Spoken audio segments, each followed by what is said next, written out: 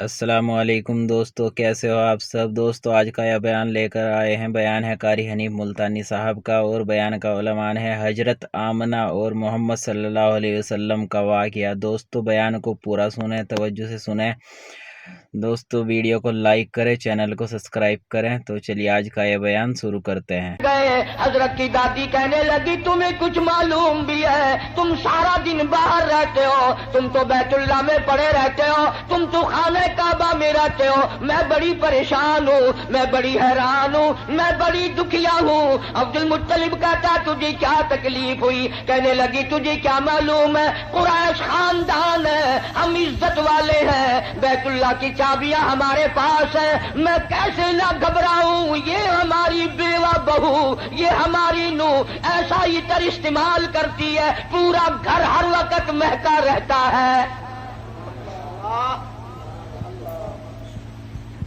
भी बेवा है भी पेट से इतर लगाती है। अब्दुल मुत्तलिब भी खुल गया, कहने लगा मैं खुद शर्माता था, तू तो घर में बैठी रहती है, मक्के वालों ने मेरा सर खा लिया, मुझे हर वक्त पूछते हैं ऐ अब्दुल मुत्तलिब तेरे घर पे इतर की बारिश कहां से हुई?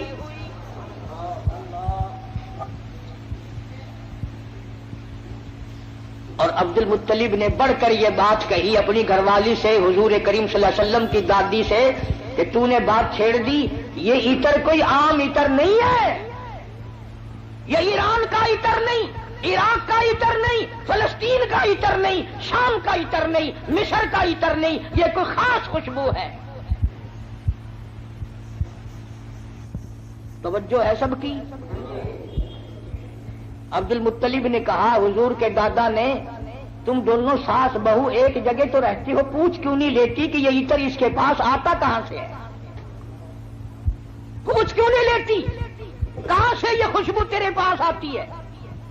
हाय हाय क्या जवाब दिया हजरत की दादी ने। कहने लगी तुझे क्या मालूम, मैं तुझे क्या बताऊं, कई मर्तबा पूछने के लिए इसके करीब जाती हूँ, कई मर्तबा इसको अपने करीब बुलाती हूँ, जब मेरी निगाह मेरी नजर इसके चेहरे पे पड़ती है मेरे पसीने छूट जाते हैं।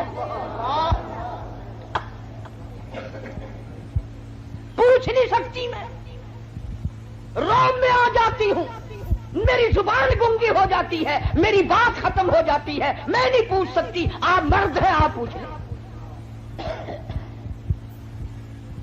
अब्दुल मुत्तलिब ने आवाज दी, बेटी आमना। जी अब्बा जरा सामने तो आओ। अल्लाहु अकबर, खाने वाल के मुसलमानों क्या नजारे होंगे, क्या वक्त होगा जब सैयदा आमना दो जहान की दौलत को लेकर सामने आ रही है।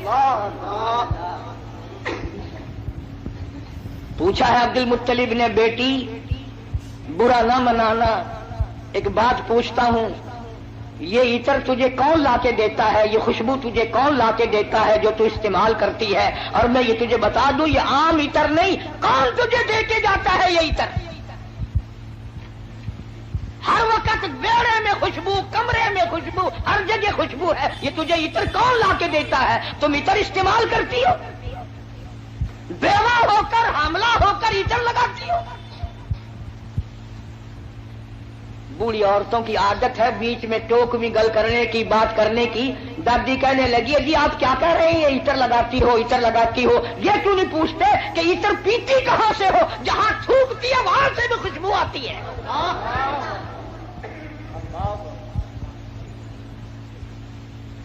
जहां बैठे वहां खुशबू, गुसलखाने में खुशबू, मेड़े में खुशबू, घर में खुशबू, जिधर से गुजरती है खुशबू ही खुशबू है। आप पूछते क्यों नहीं? जनाबी सैयदा आमना रज़ियल्लाहु ताला अन्हा रोने लगी, फरमाने लगी मेरे अब्बा कोई शक न करो, कोई शुबू न करो, न मैंने कभी इतर खरीदा, न मैंने बाजार देखा, न मैंने इतर वाले की दुकान देखी, न मुझे कभी किसी ने ला के दिया, न तुम लाए न मैं लाई न और कोई लाया, फिर ये इतर कहां से आता है? रोती रोती ने अपने दोनों हाथ पेट पे रख दिए और फरमाने लगी तंग न करो, मुझे ऐसा मालूम होता इस आने वाले मेहमान की बरकत है।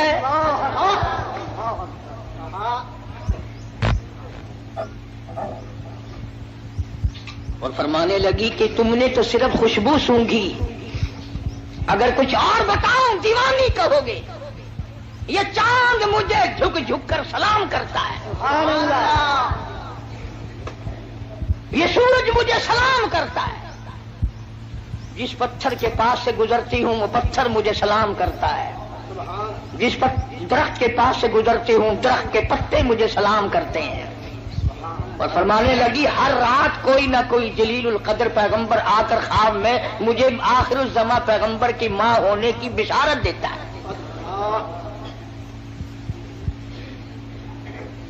عبد المطلب کو پتہ چل گیا کہ میرے گھر میں کوئی چیز آنے والی ہے۔ پہلے ہر وقت پریشان رہتا تھا، بیٹا فوت ہو گیا، یتیم لڑکی ہوگی یا لڑکا ہوگا، کیسے وقت گزرے گا۔ آج عبد المطلب کی مسرتوں کا وقت آیا اور وہ خوش ہوتا ہوا گھر سے نکلا، مولا مجھے اندازہ ہو گیا کہ تو میری جھولی بھرے گا۔ کھانے وال کی مسلمانوں، جس نبی کی آمد پر اللہ پاک نے عطر کی بارش کی، خوشبو ہی خوشبو آئی، اس نبی کا کلمہ پڑھ کر، اس نبی کا قرآن گھر میں رکھ کر، اس نبی کی شفاعت کا امیدوار ہو کر، اس نبی کی اچھی اچھی تعریف کر کر اگر تو جہنم کے انگاروں میں جائے گا تجھے شرم نہیں آتی؟ فرمایا ان بطش ربک لشدید، میری پکڑ بڑی سخت ہے، بعد آ جاؤ۔ فذرنی ومن یکذب بہذا الحدیث سنستدرجهم من حيث لا يعلمون وأملي لهم إن كيدي متين۔ میرے محبوب کریم صلی اللہ علیہ وسلم جو تیری بات کو نہیں مانتا میرے حوالے کر، وہ رگے توڑوں گا جو یاد رکھے گا۔ سیدہ آمنہ رضی اللہ تعالی عنہا فرماتی ہیں دن قریب آتے چلے گئے، بالآخر وہ رات آ پہنچی، وہ وقت آ پہنچا جب میرے لال نے دنیا میں قدم رکھا۔ نہ مجھے متلی ہوئی، نہ میری طبیعت خراب ہوئی، نہ مجھے درد ہوا۔ سیرت کی کتابوں میں عموماً لکھا ہے کہ اتنی غربت تھی، اتنا افلاس تھا، اتنی تنگ دستی تھی کہ حضرت جس گھر میں تشریف لائے چراغ نہ تھا، روشنی نہ تھی۔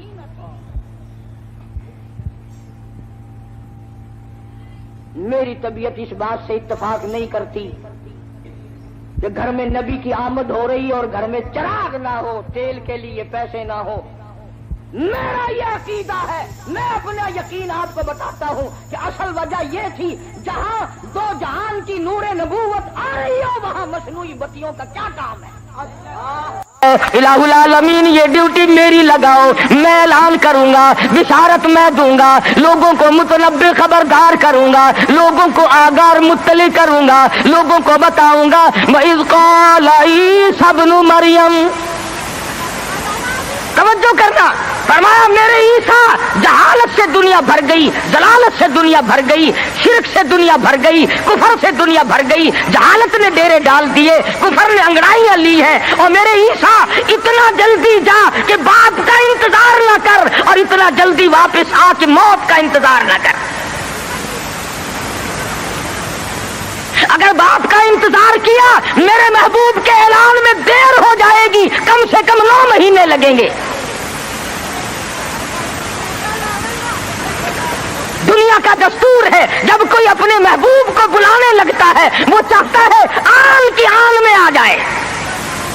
خدا بند کریم نے عیسیٰ علیہ السلام کو فرمایا میرے عیسیٰ اتنا جلدی جا کیونکہ تیرے ذمہ ڈیوٹی ہے میرے محبوب کی بشارت کی، کالی کملی والے کی خوشخبری کی، اتنا جلدی دنیا میں جا، اتنا جلدی دنیا میں جا کہ باپ کا انتظار نہ ہو، اور واپس اتنا جلدی آ کہ موت کا انتظار نہ ہو۔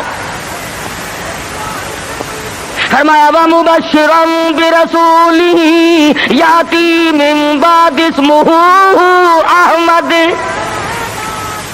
او لوگوں میں تمہارے سامنے ایک آنے والے در یتیم